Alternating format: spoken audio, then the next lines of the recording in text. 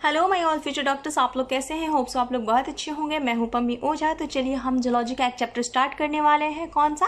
Human reproduction. और साथ में एक हम बॉटनी का क्लास भी लगाते रहेंगे। ठीक है, देखिए सबसे पहले हम बात करते हैं रिप्रोडक्शन हम क्यों करते हैं। आप लोग को पता है, अपनी पॉपुलेशन को बढ़ाने के लिए, अपनी स्पीसीज को मेंटेन करने के लिए। ठीक है, सब कोई चाहता है कि हमारे अपने हो। ठीक है, तो हम लोग भी चाहते हैं कि हमारी स्पीसीज जो है वो मेंटेन रहे। ठीक है, तो होता क्या है बच्चों कि हमको रिप्रोडक्शन सिस्टम में क्या क्या पढ़ना है एनसीईआरटी में नीट के पॉइंट ऑफ व्यू से। हमें पढ़ना है male reproductive system, female reproductive system, उसके बाद पढ़ना है हमको गैमेटोजेनेसिस। गैमेटोजेनेसिस का मतलब क्या होता है बच्चों? जेनेसिस कहीं भी लग जाए तो इसका मतलब होता है फॉर्मेशन। ऑलराइट, गैमेटोजेनेसिस का मतलब फॉर्मेशन ऑफ गैमेट। ठीक है, तो जो मेल का गैमेट होता है वो स्पर्म होता है, फीमेल की जो गैमेट होती है वो एग होती है। ठीक है, और फीमेल की गैमेट यानी एग के फॉर्मेशन के प्रोसेस को कहते हैं oogenesis, और स्पर्म के बनने की प्रोसेस को कहते हैं स्पर्मेटोजेनेसिस। ठीक है, अब क्या हुआ, एग बन गया, स्पर्म बन गया। अब क्या होगा, इंसेमिनेशन होगा। इंसेमिनेशन क्या होता है? मेल अपने गैमेट को फीमेल के अंदर डिपॉजिट करेंगे, इसको हम इंसेमिनेशन कहते हैं। ठीक है, डिपॉजिट कर दिए। अब क्या होगा, फीमेल का जो एग है और मेल का स्पर्म है आपस में फ्यूज़ करेगा, और इसी प्रोसेस को हम फर्टिलाइजेशन कहते हैं। और फ्यूज़ करने के बाद जाइगोट बनाएगा। ठीक है, फिर उस जाइगोट में डेवलपमेंट होगा। ठीक है, जाइगोट मोनोजाइगोटिक एक सेल का है, उसमें डेवलपमेंट होगा, मल्टीपल सेल्स आएंगे। ठीक है, वो जब ब्लास्टोसिस्ट के स्टेज में आते हैं, आपको आगे पढ़ाऊंगी मैं, एक्सप्लेन करूंगी अच्छे से। वो जब ब्लास्टोसिस्ट के स्टेज में आते हैं तो मदर के उम्ब में, उम्ब कहते हैं यूट्रस को। यूट्रस का मतलब हिंदी मीडियम वाले आप लोग क्या बोलते हैं उसको, मतलब बच्चेदानी में। ठीक है, आपके भाषा में। तो मदर की यूट्रस में वो आपको ब्लास्टोसिस्ट चिपकेगा। इस प्रोसेस को हम बोलते हैं इम्प्लांटेशन बच्चों। ठीक है, इम्प्लांटेशन हो गया। अब बेबी का डेवलपमेंट हो गया, यानी कि जेस्टेशन होगा। ठीक है, एम्ब्रियोनिक डेवलपमेंट को हम जेस्टेशन बोलते हैं। इसके बारे में स्टडी करेंगे। उसके बाद आपका बेबी फुल्ली डेवलप्ड हो गया है, तो अब क्या हो गया, वो बाहर आएगा, डिलीवरी ऑफ बेबी होगा, इसको हम पार्चुरेशन कहते हैं। ठीक है, उसके बाद क्या होगा बच्चों कि बेबी बाहर आ गया तो फूड भी तो लेगा ना, तो दूध पीता है, तो इसको फॉर्मेशन ऑफ मिल्क होगा, उसको मिल्क पिलाया जाएगा, इसको हम लैक्टेशन कहते हैं। ठीक है, तो चलिए आगे स्टार्ट करते हैं। एक चीज़ और आपको बताना था, बच्चे बहुत कंफ्यूज्ड होते हैं। एनसीईआरटी के ऊपर लाइन में लिखा है human are sexually reproducing and viviparous. बच्चे सोचते हैं विविपेरस क्या होता है। देखो बच्चों, एनिमल ना विविपेरस पे होता है, मतलब 3 टाइप्स के होते हैं। एक विविपेरस होंगे, ठीक है, जो कि बेबी पैदा करेंगे। एक ओविपेरस होंगे जो एग ले करेंगे, यानी कि अंडा देंगे। ठीक है, एक होते हैं ओविपेरस। ठीक है, इनमें क्या होता है बताते हैं। देखिए, हम लोग तो विविपेरस हैं, बेबी को बर्थ देते हैं। ये जो बर्ड्स वगैरह है ना बच्चों, इनके अंदर क्या होता है कि एग स्पर्म फ्यूज होता है, और अंदर में आपको क्या होता है कि वो एग बनते हैं। एग के अंदर वो एम्ब्रियो का डेवलपमेंट होता है, और वो एग क्या करते हैं, ये बर्ड अपना बाहर ले कर देते हैं, बाहर अपने एग को गिरा देते हैं सुरक्षित जगह पे, और वहाँ सॉरी बॉडी के बाहर ये हैच करता है, मतलब फूटता है और नई बर्ड्स निकलते हैं। ठीक है, यही होता है ना जो अंडे देते हैं। अब देखिए क्या होता है, ओवी विविपेरस में क्या होता है, जैसे स्कॉर्पियो यानी बिच्छू इसका एग्जाम्पल है। होता क्या है बच्चों, मेल आया, अपना एग डिपॉजिट किया फीमेल बिच्छू के अंदर, स्कॉर्पियो के अंदर। क्या होगा, वहाँ पे फ्यूज़न होगा, फर्टिलाइजेशन होगा, एम्ब्रियो बनेगा। एम्ब्रियो बनेगा ना तो उसके ऊपर एग का फॉर्मेशन होगा, और वो अपना न्यूट्रिएंट्स एग से ही लेगी, बॉडी के अंदर लेगा बिच्छू, जो बेबी बिच्छू है, जो एम्ब्रियो है।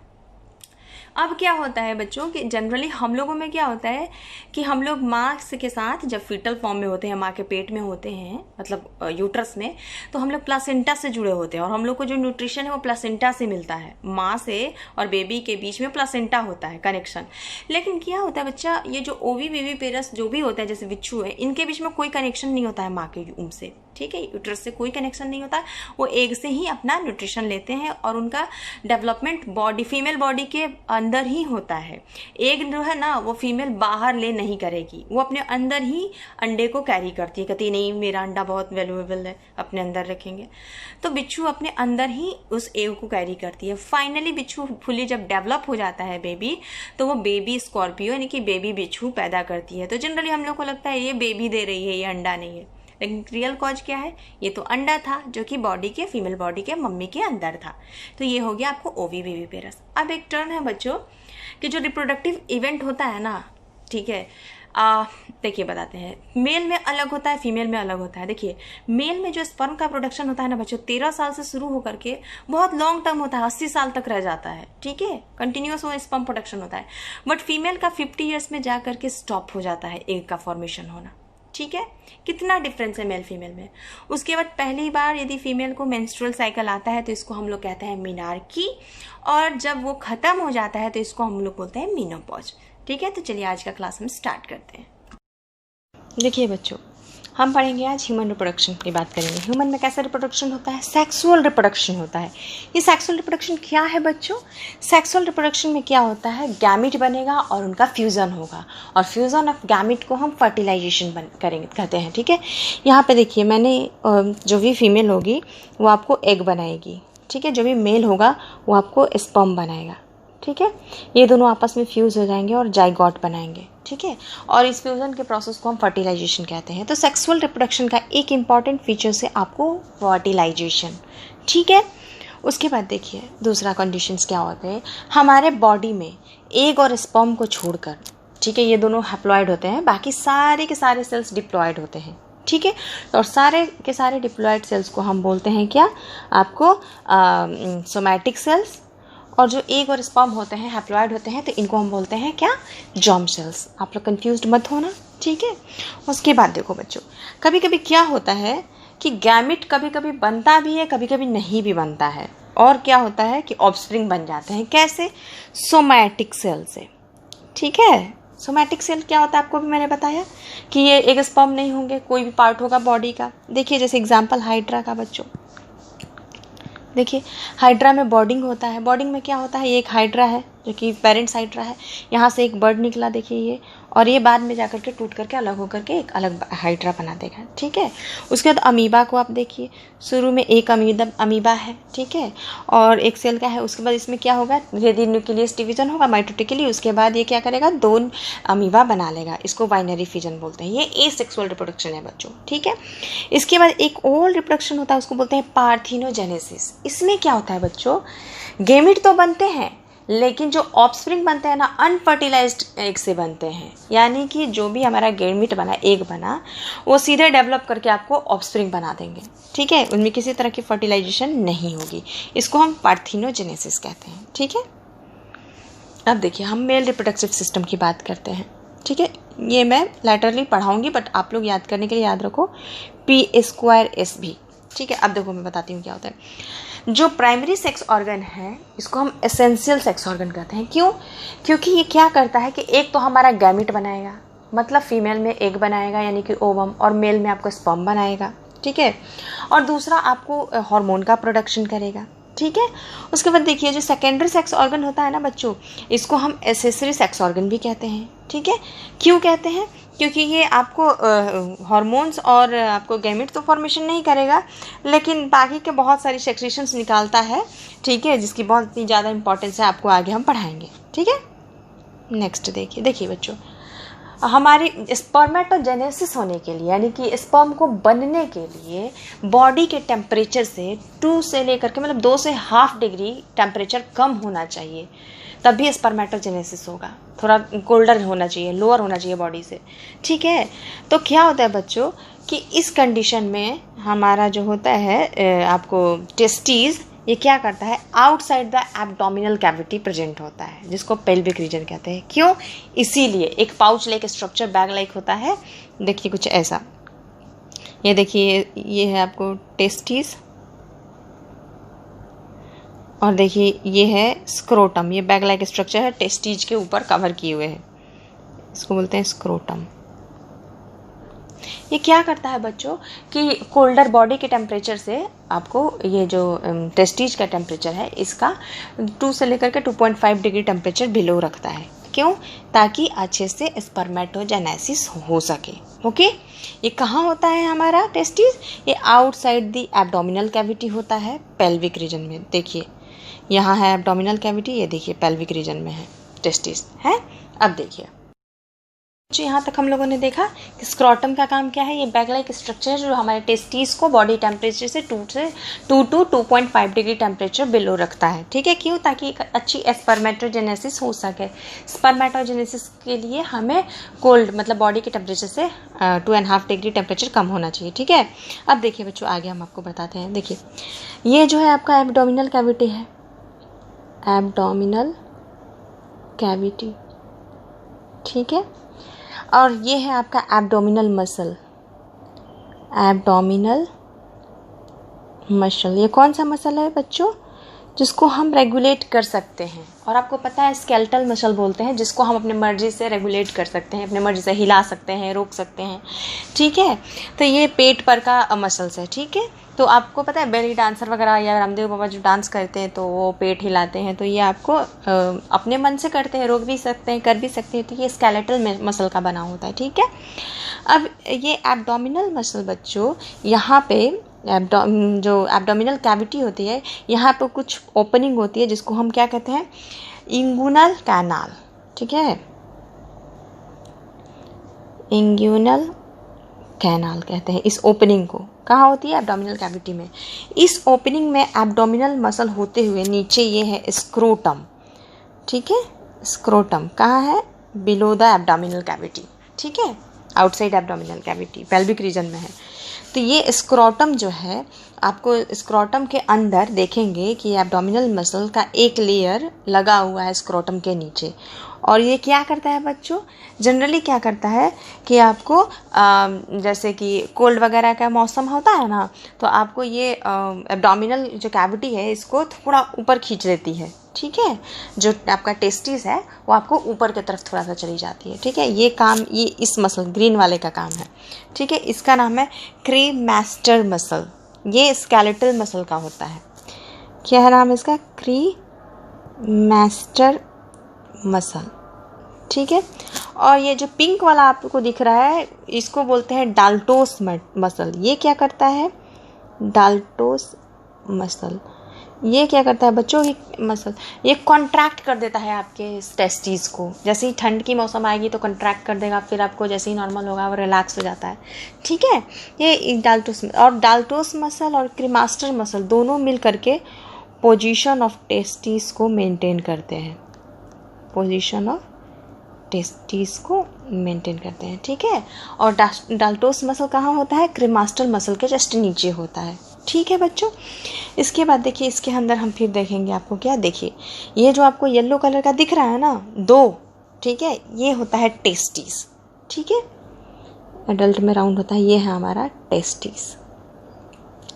और आपको टेस्टिस में ऐसे इस तरह का कुछ आपको दिख रहा है स्ट्रक्चर। 1 2 3 4 मैंने बनाया है। एक्चुअली ये 4 नहीं होते बच्चों। ठीक है, ये 250 लोब्यूल होते हैं। ठीक है, कितने होते हैं? 250 एनसीईआरटी में दिया हुआ है। 250 दिया है ना, देख लीजिए। हाँ, 250 दिया हुआ है। ठीक है, एक टेस्टिस में 250 लोब्यूल होते हैं और इसको बोलते हैं टेस्टिकुलर लोब्यूल। आप लोग एनसीईआरटी खोल के रखिएगा। टेस्टिकुलर लोब्यूल, इनकी 1 टेस्टिस में 250 होती है। ठीक है, इस तरह के लोब्यूल। ठीक है, ये जैसे दिखने में लग रहे हैं ना। उसके बाद क्या होता है बच्चों कि देखिए अब हम इस एक लोब्यूल को यहाँ पर हम देखते हैं। एक सिंगल ये वाला जो है एक सिंगल लोब्यूल है। ठीक है, हम इसको देखते हैं। अब इस सिंगल लोब्यूल में हम लोग क्या देखते हैं बच्चों कि इसमें आपको कुछ पतली पतली सी आपको ट्यूब बनी होती है। ठीक है, जहाँ से स्पर्म बन के निकलता है। देखिए ऐसा कुछ, ये आपको कुछ इस तरह की कुछ ट्यूब है। ठीक है, कुछ इस तरह की ट्यूब होती है जो कि यहाँ पे आपको स्पर्म बन के बाहर निकलती है। ठीक है, और इसी ट्यूब को हम कहते हैं सेमनीफेरस ट्यूब्यूल। क्या कहते हैं इसको हम? Seminiferous tubule. ठीक है, एक टेस्टिस में एक लोब्यूल में कितना होगा सेमनीफेरस ट्यूब्यूल?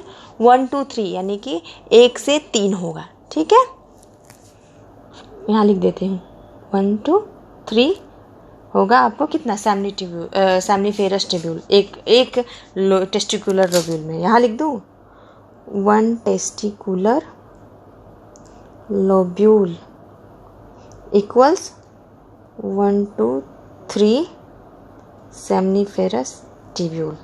ठीक है, इसको आप याद रखना। समझ में आया बच्चों? अभी ये वाला मैंने फिगर बनाया है, ठीक है, सॉरी थोड़ा सा मोटा बन गया। 1 मिनट।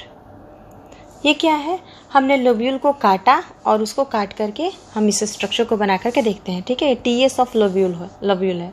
ठीक है, उसको मैं काट करके अंदर देखते हैं कि क्या क्या है। तो बच्चों अभी हम लोगों ने क्या पढ़ा कि लोब्यूल के अंदर आपको सेमनीफेरस ट्यूब्यूल कितना होता है, 1 से 3।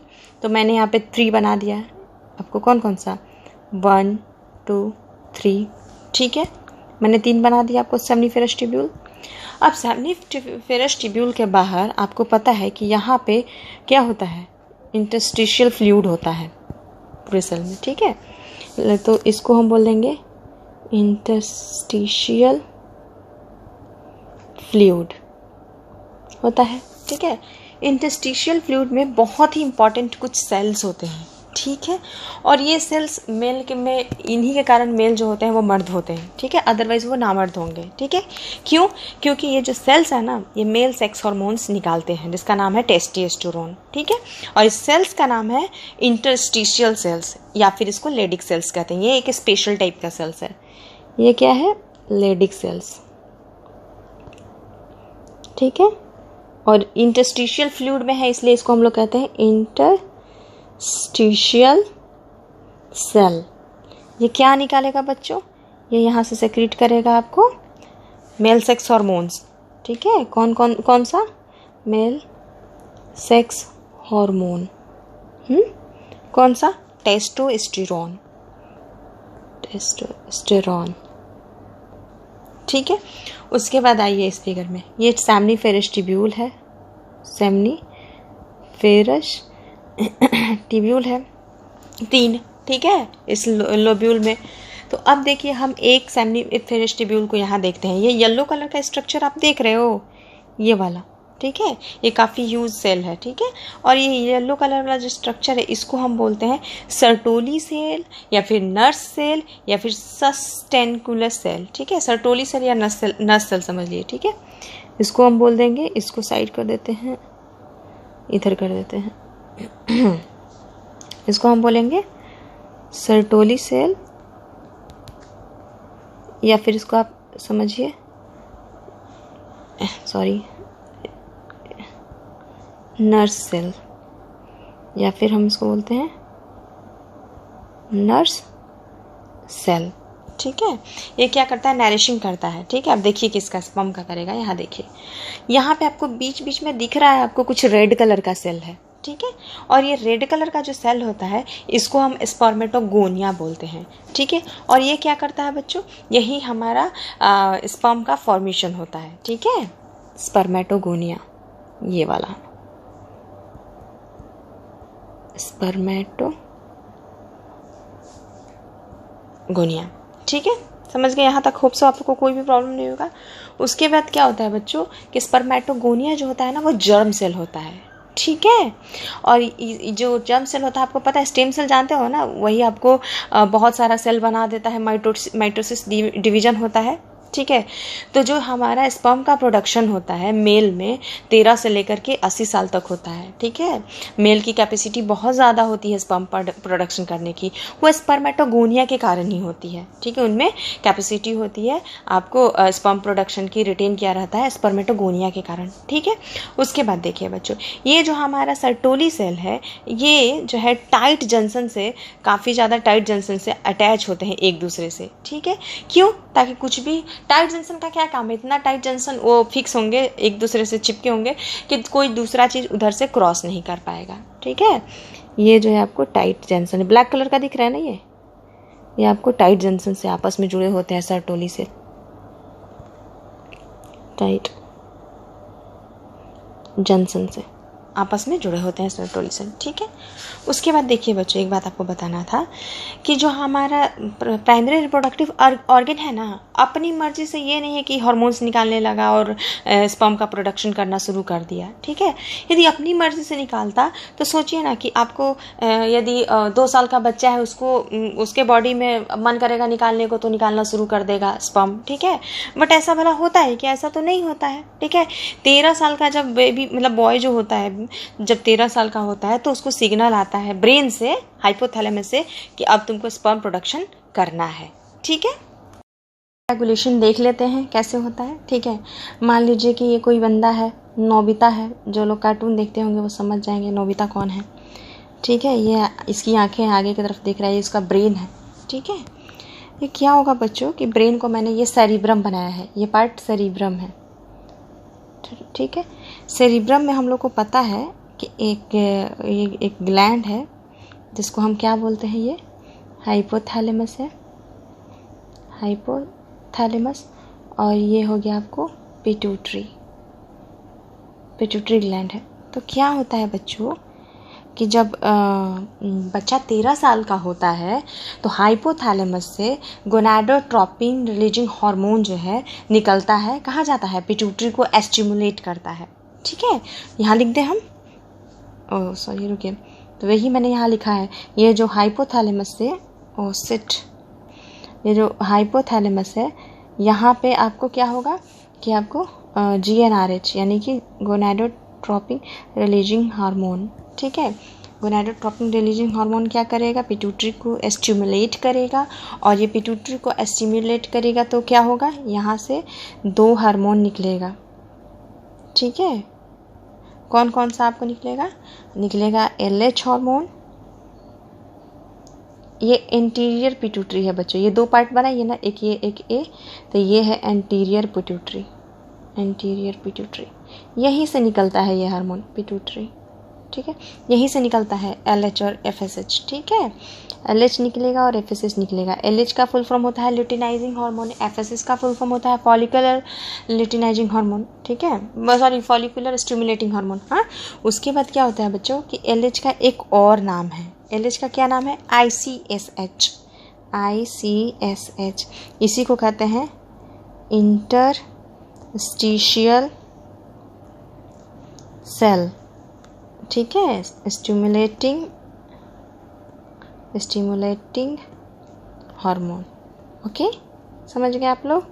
ये क्यों कहते हैं बच्चों इसको, क्योंकि ये जो LH है ना, ये कहाँ जाकर के एक्ट करेगा, ये लेडिक सेल पे एक्ट करता है, यानी कि इंटरस्टिशियल सेल। आपको भी पहले पढ़ा है ना, जो टेस्टोस्टेरोन निकाल रहा था, तो ये एक्ट करेगा लेडिक सेल पे।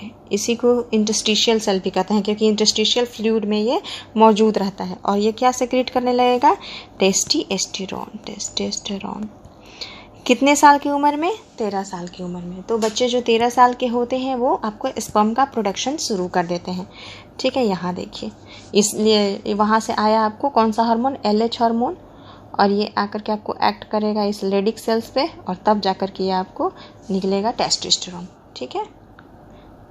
उसके बाद देखिए बच्चों, उसके बाद एक हार्मोन और है जिसको कि कहते हैं हम FSH, यानी कि फॉलिकुलर स्टिमुलेटिंग हार्मोन, ठीक है। इसके बारे में भी मैं आपको बताऊंगी। ये आपको नर्स सेल पे काम करता है, लेकिन उसके पहले एक चीज़ आपको बताना है, ठीक है। वो क्या कि ये जो टेस्टोस्टेरोन निकला ना इसके बॉडी में, इस फिगर में, ये जो टेस्टोस्टेरोन हमारा ये वाला है, कलर की चेंज कर लेते हैं। ये जो टेस्टोस्टेरोन हार्मोन है, ये क्या करेगा जानते हैं, कुछ तो स्पर्म प्रोडक्शन में हेल्प करेगा, ओके। और जो रेस्ट ऑल बच जाएगा वो यहाँ पे इस स्ट्रक्चर में हम आपको ब्लड वेसल्स बना के दिखाते हैं। यहाँ पे, हाँ, यहाँ पे कुछ ऐसे ब्लड वेसल्स बने होते हैं, ठीक है। यहाँ पे कुछ ऐसे, आपको पता है ना, ब्लड वेसल्स भी होते हैं टेस्टिस में, ठीक है। तो ये ब्लड वेसल्स है, तो वो क्या करेंगे, कुछ ब्लड वेसल्स में चले जाते हैं टेस्टोस्टेरोन, जिसके कारण क्या होता है, मेल में सेकेंडरी सेक्सुअल कैरेक्टर जो है वो आ जाता है। कौन सा है सेकेंडरी सेक्सुअल कैरेक्टर, वो है आपको हेवी वॉइस हो जाना, दाढ़ी मूंछ आ जाना, आपको हाइट बढ़ जाना, ठीक है, मसल्स में वेट हो जाना, मतलब जो लड़का है ना, बच्चा नहीं, अब वो यंग हो जाएगा, ठीक है। आपको हेयर वगैरह का ग्रोथ हो जाना, ठीक है, ये सब आपको आ जाएगा उस बंदे में, राइट। ने क्या देखा, हमारा हाइपोथैलेमस मतलब जो भी मेल है उनका हाइपोथैलेमस से 13 साल की उम्र में एक निकलेगा हार्मोन, गोनाडोट्रोपिन रिलीजिंग हार्मोन, यानी कि ये वाला, ठीक है। उसके बाद क्या होगा बच्चों, ये हार्मोन जाकर के एंटीरियर पिट्यूटरी पे एक्ट करेगा। एंटीरियर पिट्यूटरी पे एक्ट करके क्या करेगा कि आपको 2 हार्मोन निकालेगा, एक LH और एक FSH। LH जो है वो जाकर के, इस LH का एक और नाम है ICSH, interstitial cell stimulating hormone, और ये LH एक्ट करेगा लेडिक सेल्स पे और निकालेगा टेस्टोस्टेरोन, ठीक है। FSH जो है वो कहाँ करेगा, नर्स सेल्स पे, और वहाँ से निकालेगा एंड्रोजन बाइंडिंग प्रोटीन, ठीक है, एंड्रोजन बाइंडिंग प्रोटीन, सॉरी। उसके बाद देखिए ये क्या होता है, जो हमारा टेस्टोस्टेरोन निकला, ये जो हमारा LH है ये आपको कहाँ एक्ट किया, देखिए ये लेडिक सेल्स पे एक्ट किया, और यहाँ से क्या निकला हमारा, यहाँ से हमारा ये वाला टेस्टोस्टेरोन निकला। तो ये टेस्टोस्टेरोन क्या होगा कि कुछ टेस्टोस्टेरोन यहाँ से चला जाएगा सेमिनिफेरस ट्यूब्यूल में, ठीक है, और जो कुछ टेस्टोस्टेरोन है यहाँ पे ऐसे ब्लड वेसल्स बना हुआ है, छोड़िए रेड कलर से बना देती हूँ, कुछ यहाँ पे हमारे ब्लड वेसल से होते हुए ब्लड में चला जाएगा, ठीक है। जो ब्लड में जाएगा वो सेकेंडरी सेक्सुअल कैरेक्टर, यानी कि दाढ़ी, मूंछ, मसल्स, मतलब आवाज़ हेवी हो जाएगा, मसल्स में ज़्यादा वेट आ जाएगा, ये सब सेकेंडरी आगे पढ़ाएंगे। सेकेंडरी सेक्सुअल कैरेक्टर आ जाता है ब्लड वेसल्स में जो जाता है टेस्टोस्टेरोन के कारण। अब कुछ जो टेस्टोस्टेरोन जो कि हमारा जाता है आपको अंदर सेमिनिफेरस ट्यूब्यूल के अंदर, तो वो जाने के बाद क्या करता है कि ये जो टेस्टोस्टेरोन ये हार्मोन है ये हमेशा चाहता है कि हम अब निकल के भाग जाए सेमिनिफेरस ट्यूब्यूल से, ठीक है। तो इसको पकड़ के रखने के लिए ये जो FSH हार्मोन है ये नर्स सेल या सर्टोली सेल से एंड्रोजन बाइंडिंग प्रोटीन निकालता है, और ये जो एंड्रोजन बाइंडिंग प्रोटीन है यही क्या करता है कि उसको बाइंड करके रखता है, किसको, टेस्टोस्टेरोन को अपने अंदर। समझ में आ रहा है आप लोगों को, कोई प्रॉब्लम नहीं है ना, ठीक है। उसके बाद देखिए क्या होता है, उसके बाद बच्चों इसका हम आपको एक नेगेटिव फीडबैक, मतलब कि देखिए अब कोई भी चीज़ ज़रूरत से ज़्यादा बॉडी में नहीं निकलेगी ना बच्चे, जैसे हार्मोन से निकल रही है आपको LH हार्मोन से, FSH हार्मोन है या गोनाडोट्रोपिन रिलीजिंग हार्मोन है, तो इसको ऐसा नहीं एवरी टाइम निकालना ही है, इसको तो बंद भी करना है एक्सेस अमाउंट में, जब ब्लड में हो जाएगा तो इसको रोकना भी है, ठीक है। इसके लिए नेगेटिव फीडबैक चलता है। देखिए नेगेटिव फीडबैक क्या होता है बच्चों, आज हम थोड़ा सा नेगेटिव फीडबैक की बात करते हैं। ये क्या होता है नेगेटिव फीडबैक, आपको बताते हैं। अपने ही प्रोडक्शन को कम करना, ठीक है। देखिए क्या होता है, हम लोगों को पता है कि ये हाइपोथैलेमस है, हाइपोथैलेमस, यहाँ से निकला हमारा GnRH यानी गोनाडोट्रोपिन रिलीजिंग हार्मोन, ठीक है। ये एक्ट किया आपको पिट्यूटरी पे, एंटीरियर पिट्यूटरी पे एक्ट किया, क्या क्या निकालेगा आपको, FSH यानी फॉलिकुलर स्टिमुलेटिंग हार्मोन और LH यानी ल्यूटिनाइजिंग हार्मोन, ठीक है। इसी को ICSH भी कहते हैं, ठीक है। यहाँ से ये फिर क्या करेगा, ये एक्ट करेगा सर्टोली सेल पे, ठीक है, और ये एक्ट करेगा आपको लेडिक सेल पे, ठीक है। लेडिक सेल पे एक्ट करके क्या सेक्रेट करेगा, टेस्टोस्टेरोन निकालेगा, ठीक है, टेस्टोस्टेरोन, ओके। और ये आपको सर्टोली सेल पे एक्ट करता है, तो ये क्या निकालता है, इस टेस्टोस्टेरोन को सेमिनिफेरस ट्यूब्यूल में बाइंड करके रखने के लिए, ताकि ये भागे नहीं, इसको निकालता है ABP यानी एंड्रोजन बाइंडिंग प्रोटीन। समझ में आ रहा है आप लोगों को। अब देखिए क्या होता है, जैसे ही ब्लड में टेस्टोस्टेरोन की अमाउंट बहुत ही ज़्यादा हो जाएगी, वैसे ही अब क्या करेगा, ये जा करके आपको पिट्यूटरी को मैसेज करेगा कि अब मेरी प्रोडक्शन को तुम कम करो, ज़रूरत नहीं है, ठीक है, इतना ज़्यादा की, ठीक है। और यही जा करके आपको हाइपोथैलेमस को भी अब मैसेज करेगा। यहाँ पे कुछ रिसेप्टर्स लगे होते हैं पिट्यूटरी में, ठीक है। तो यहाँ पर क्या होता है, उनकी प्रोडक्शन कम हो जाती है, इसी को हम नेगेटिव फीडबैक कहते हैं, अपनी प्रोडक्शन कम करना, ठीक है। उसके बाद क्या होता है बच्चों, यहाँ देखिए, यहाँ पे जब टेस्टोस्टेरोन कम होगा तो ये जो एंड्रोजन बाइंडिंग प्रोटीन है ये भी कहता है कि हमें भी नेगेटिव जो है फीडबैक करना है, मुझे भी बहुत ज़्यादा अमाउंट में ये नहीं निकालना है, ये जो केमिकल है, ठीक है। बोलता है सर्टोली सेल को, तो सर्टोली सेल क्या करता है कि आपको बताइए क्या करेगा, ये निकालेगा आपको इनहिबिन हार्मोन, नाम से ही लग रहा है कि कुछ रोकता है, ठीक है। इनहिबिन निकालेगा, सेक्रेट करेगा। उसके बाद ये इनहिबिन जो है वो कहाँ एक्ट करेगा बताइए, ये एक्ट करेगा आपको पिट्यूटरी पे, ठीक है, कि अब प्रोडक्शन को कम करो, तो पिट्यूटरी पे एक्ट करेगा, तो वहाँ से FSH जो है वो पिट्यूटरी से ही निकलता है ना, कम पिट्यूटरी जो FSH हार्मोन है ये, इसका सेक्रेशन जो है वो घटने लगेगा, ठीक है। इसको हम बोलते हैं नेगेटिव फीडबैक बच्चों, ओके। ये जैसे मान लीजिए आदमी है, ठीक है, मान लीजिए ये नोबिता है, आप लोग कार्टून देखते हो तो देख रहे हो। इसके इस पार्ट को हम काट के देखते हैं यहाँ पे, ठीक है। तो हमने क्या देखा, टेस्टिस का ये हो गया एक, आपको टेस्टिस है, ठीक है। और इसके अंदर ये 3 आपको सेमनीफेरस ट्यूब्यूल ग्रीन कलर का दिख रहा है, सेमनीफेरस ट्यूब्यूल, ठीक है। इसके बाद क्या होगा बच्चों कि आपको सेमनीफेरस ट्यूब्यूल के अंदर ये स्पर्म का प्रोडक्शन हो रहा है, ये ब्लू कलर का आप देख रहे हो, स्पर्म का आपको प्रोडक्शन हो रहा है। अब ये जो स्पर्म यहाँ बना, ये पिंक वाला ट्यूब, पतली पतली ट्यूब है ना, ठीक है, यहाँ से होते हुए आगे नेटवर्क ऑफ ट्यूब का फॉर्मेशन होता है, वहाँ पे जाकर के ओपन होती है, ठीक है। इसको हम बोल देंगे रेटी टेस्टिस। स्पर्म जो है कहाँ जाता है, सेमनीफेरस ट्यूब्यूल से बन करके आपको गया रेटी टेस्टिस में, ठीक है। थोड़ा डार्क कर लेती हूँ, नहीं दिख रहा है आपको, रेटी टेस्टिस में, ठीक है। रेटी टेस्टिस में जाने के बाद वहाँ पर जो आपका नेटवर्क ऑफ ये है, जो रेटी टेस्टिस आपका नेटवर्क ऑफ ट्यूब है, बहुत सारा ट्यूब जो है नेटवर्क की तरफ फैला हुआ है, नेटवर्क ऑफ ट्यूब है, ठीक है। अब क्या होता है बच्चों कि वहाँ से स्पर्म आपका भास इफ्रेंस से होते हुए 10 से 12 नंबर होते हैं, टेस्टिस से बाहर जाता है स्पर्म। टेस्टिस, ये क्वेश्चन आता है, टेस्टिस से बाहर किस ट्यूब से जाता है, ये भी ट्यूब ही है, ठीक है। ये क्या है, छोटी छोटी ट्यूब है, ठीक है, जिसको हम कहते हैं क्या, ये हो गया आपको भास इफ्रेंशिया,